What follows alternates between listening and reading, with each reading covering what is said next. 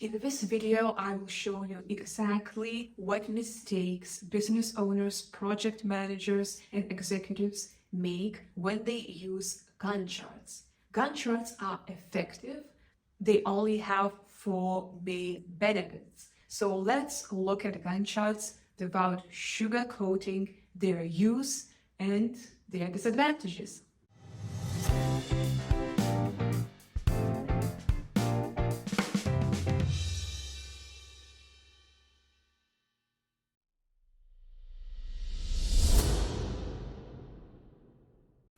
As I work with a lot of operations managers and project managers when trying to help them automate really big projects, I hear a lot of questions about Gantt chart and should they use them or just simply thinking that they must use them.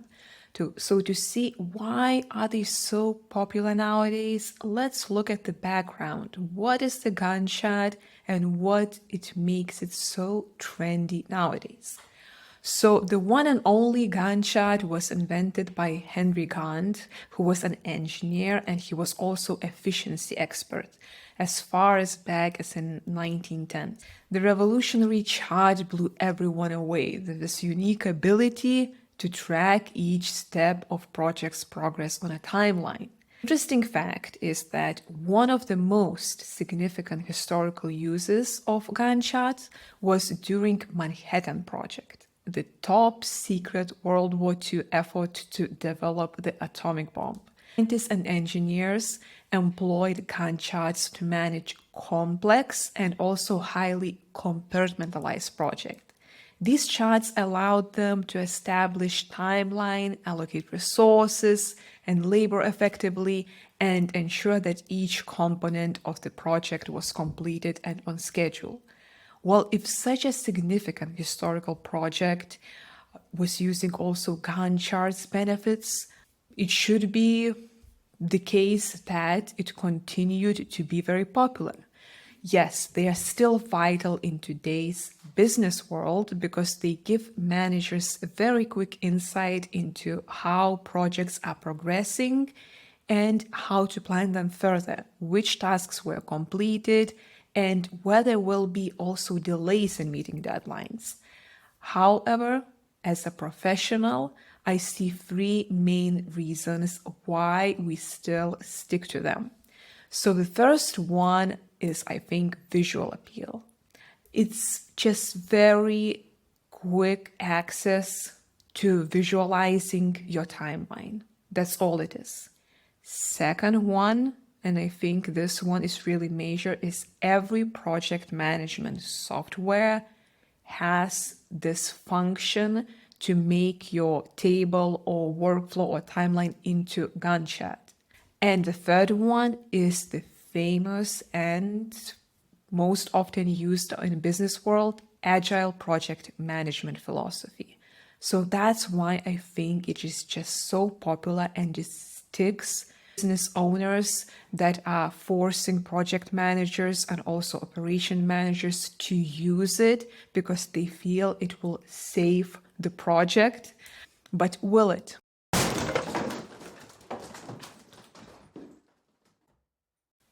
So let's talk about four main benefits of Gantt charts. I thought about the benefits for a real long time, and of course you can find many articles and videos online which list 20 benefits of Gantt charts. But what I want to really focus is the true benefits, not some sugarcoating how amazing Gantt charts are. Because only if you know the true benefits, you know the main purpose of the Gantt chart in your project management. So the first one is workload risk management. It illustrates OPS. When you're looking at these Gantt charts, you see in the specific week or during the day how many overlapping milestones or tasks you have. It clearly communicates how they overlap. It also shows how the beginning of one task can be dependent on the completion of another task. That kind of information allows you to schedule work and provide resources that doesn't impede the progress of a project. So if used correctly and intentionally, it can help you correct unrealistic dates and manage workload. So this is the true benefit. The second one is visual clarity of several milestones or projects. So for me, visual clarity, all it means is fast information digestion and dissemination. So it's a good clue to have it during weekly or monthly meetings with the team too, just to go back to how it looks like in terms of the milestones and timelines. Opacity won't get you success, only clarity can. So if Gantt chart provides that clarity, if it's being used when clarification is required during the meeting, then of course it can push you to success. When it comes to achieving the success you want with any project, visual clarity is key. As a leader with a decade of experience of pushing businesses to great heights, to efficiency, to automation, I think that embracing the power of visual clarity is something I believe in strongly, especially when we have so many tools nowadays that we can use for visualization. Visual fidelity means creating order out of often feels like chaos in our brains. There's so many tasks, so many milestones, and it's easy to be overwhelmed with all of them. Visual tools like Gantt chart for that. Third one is team collaboration during planning phase. Now this one is interesting because if done right and discussing task dependencies, Gantt chart creation can create opportunity for team collaboration. I want to be very clear here. Opportunity. If you as project manager or business owner are creating Gantt charts alone in a closed room and just ignoring any insights, then forget this benefit. Don't even watch this video. Effective team collaboration allows everyone to understand the potential roadblocks early on and then brainstorm to find the solutions together. So good communication as a team helps foster trust between members too. If they are included during the Gantt chart planning, they build consensus and make decisions that only benefit the project goal. Now, team collaboration during planning phase provide also every team member a sense of purpose, which is very important too, and it can definitely result in breakthroughs for successful outcome.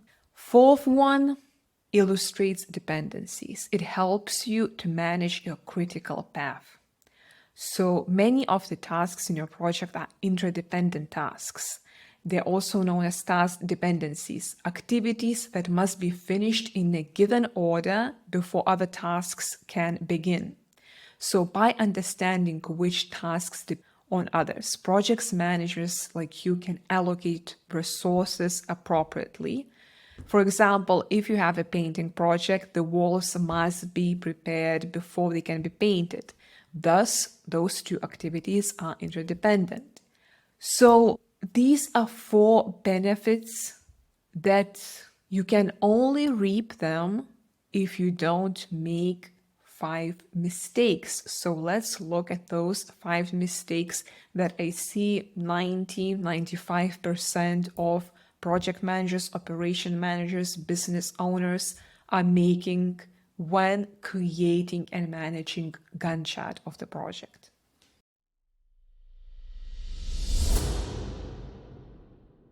Of course, there are more than 5, but if you avoid these main 5 mistakes, you will be already at the top 5 users of Gantt chart. So the first one is treating Gantt charts as a goal-setting tool. I see project managers and operation managers simply having this Gantt chart meeting as a goal-setting meeting. This is a recipe for disaster. Setting goals is a vital part for achieving success, but people make mistake when they rely too heavily on Gantt chart as a way to get there. Gantt charts are useful for mapping out tasks, However, it can be too prescriptive for goal setting. It can actually limit your ability to move forward. Instead of getting bogged down in the timeline and putting all your eggs in Gantt chart basket, please make sure to identify roadmap objects and regularly monitor those progresses while still balancing flexibility with focus. The second one is making Gantt charts earlier than you do feasibility study and objectives and key results. So this is a big mistake. Every good project should start with feasibility study, which highlights what you need to make those steps.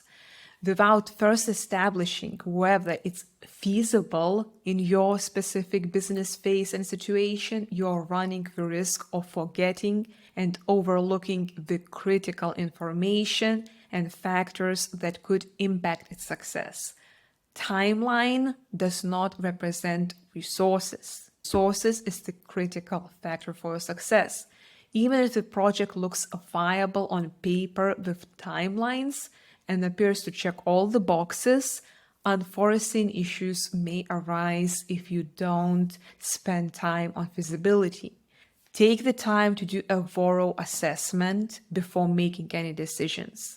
That's for feasibility study. Objectives and key results, of course, should come first so that all those timelines actually lead to critical and strategic key results in your business. Now, the third one is a bit cringy, funny, and sad if you actually overlook and forget it. Not taking holidays and weekends into account. Warning, not all software for Gantt charts allow you to add holidays and weekends. It is a big shocker for a lot of you, but it's true. So make sure to check this function before creating a really strategic Gantt chart in your business. Now, treating it as a final timeline of a project. It's a fatal mistake because if you get angry when your Gantt chart is actually not working, it's not definite. Many in businesses treat these charts like a holy grail. That's where you should be, and it must be just static. But this absolutism can prove dangerous when reality intervenes and the project takes really life of its own. So unexpected delays and roadblocks, they are guaranteed in almost any project.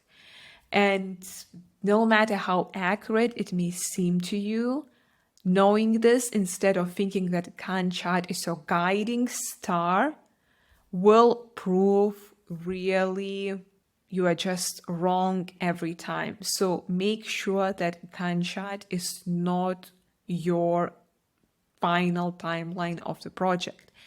It's all we can do to move steadily towards our goal. It's all that ever-changing landscape. So don't tie yourself with rigidity and allow yourself flexibility and freedom.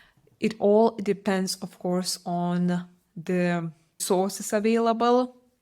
But again, even if you have visibility study done, unexpected delays can still happen. Now, the fifth one is interesting one. So in terms of visualization, sometimes executives and leaders really want to see everything of everything. So I call it Gantt of the Gantts for the whole company. It's a huge mistake. It's extremely costly and it's like flying without a navigation system.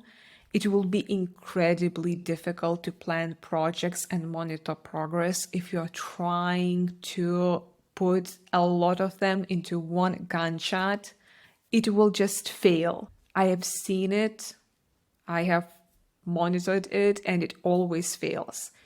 Take my advice. Make sure to break down each project into its own Gantt chart and make sure there's clear communication then between different Gantt charts so you all avoid its potentially devastating error.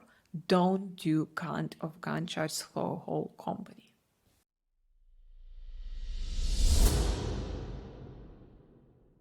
So we know what mistakes you can make with Gantt chart, but what about the best practices?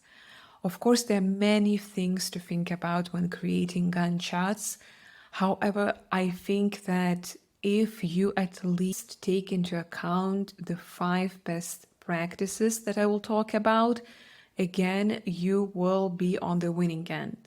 So the first one reminds us of the mistakes that are being made, and this is critical. Make sure to have objectives and key results really clear. Gantt chart is just a bunch of timelines, but what is the result that you're trying to achieve at the end?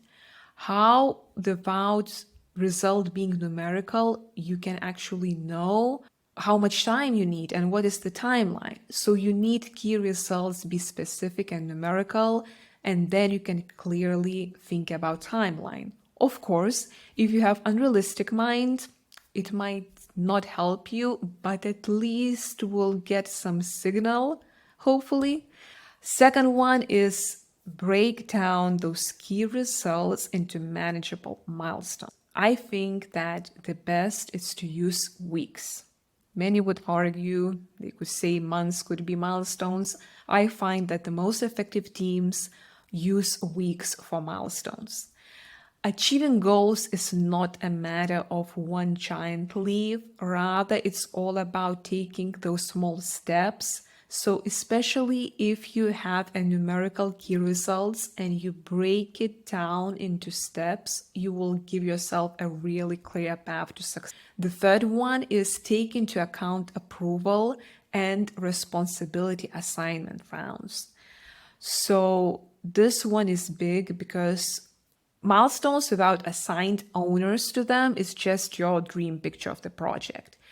But sometimes, even if milestone assignee is really clear, they're owners. But what about the approval rounds that a lot of those project milestones have? You need to create longer timelines if you also have approvals. They can come with their own delay-inducing challenges, and they do. Whether it's waiting on others to provide feedback or wrestling with paperwork, approvals can really impact your Gantt chart. So it's best to have that approvals also taken into account, check when planning the Gantt chart itself, rather than suddenly remembering, oh, we didn't take approvals into account.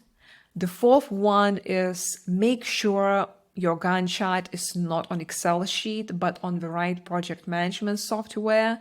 The reason is because Gantt chart is very fluid. As you see, we are talking about really many factors impacting, and Gantt chart not being the final static element of a project.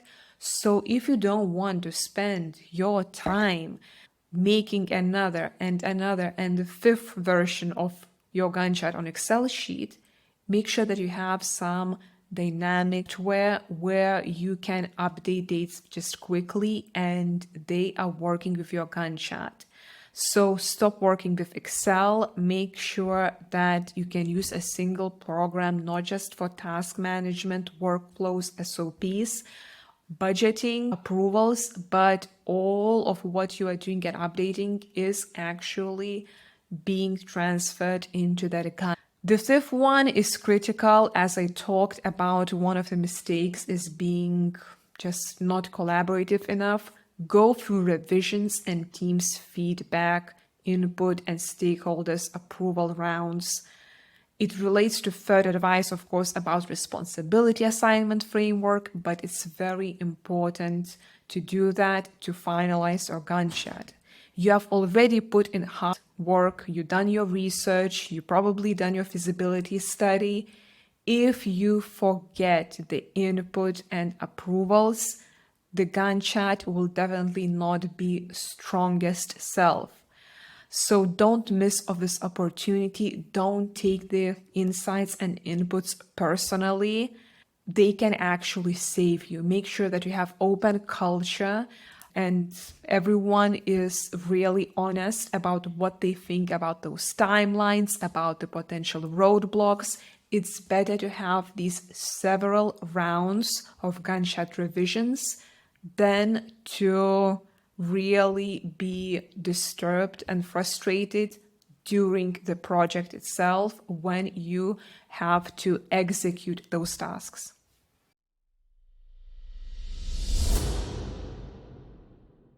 So what I noticed in terms of Gantt chart, and this specific insight comes from looking at the teams that rely on Gantt chart as their primary project management tool, is that they simply lack good communication and collaboration. Because if Gantt chart is your primary tool for everything, there might be some gaps in terms of the communication strategy. So my first advice is don't use and rely on Gantt chart as primary communication and collaboration tool. Gantt is planning and not communication tool. It helps to quickly access, schedule milestones, all those benefits that I talked about. But this is just one of your project management tools. Second, and accessible for everyone. So this is very important in terms of communicating, is that Gantt chart very often is just hidden Excel or Google sheet that everyone just forgets about after first project initiation meeting. Make sure it fulfills its purpose. It needs to be available. Accessibility is the secret. Gantt charts should be just one click away for every member, every owner, every stakeholder of the project. It's easy to do if you choose the right project management tool that combines that Gantt chart with table view or all other Kanban tools that you might need during the management process. They're great for getting everyone up to the speed on the timeline and gives each individual information they need in order to stay on the top and communicate. Third one, make sure everyone receives some kind of notification when Gantt chart is updated. So project management software is great because of that. It's easy to set up personalized notifications and automations based on changes in both in project data, in missing factors, or simply timeline shifts. Make sure that everyone receives notifications about critical events happening in your projects. The fourth one is that notifications are not enough. You still need to meet regularly with all your stakeholders and milestone owners to discuss the timeline. Have that Gantt chart on your screen for fast visual access. If you decide and if you are a huge fan of Gantt charts, it needs to be on your screen when you are discussing all those changes. The fifth one is interesting and very often forgotten. Explain the purpose of Gantt chart. Don't expect every team member to understand the Gantt chart. This one might sound strange, but not all team members even understand the purpose of a Gantt chart in achieving key results.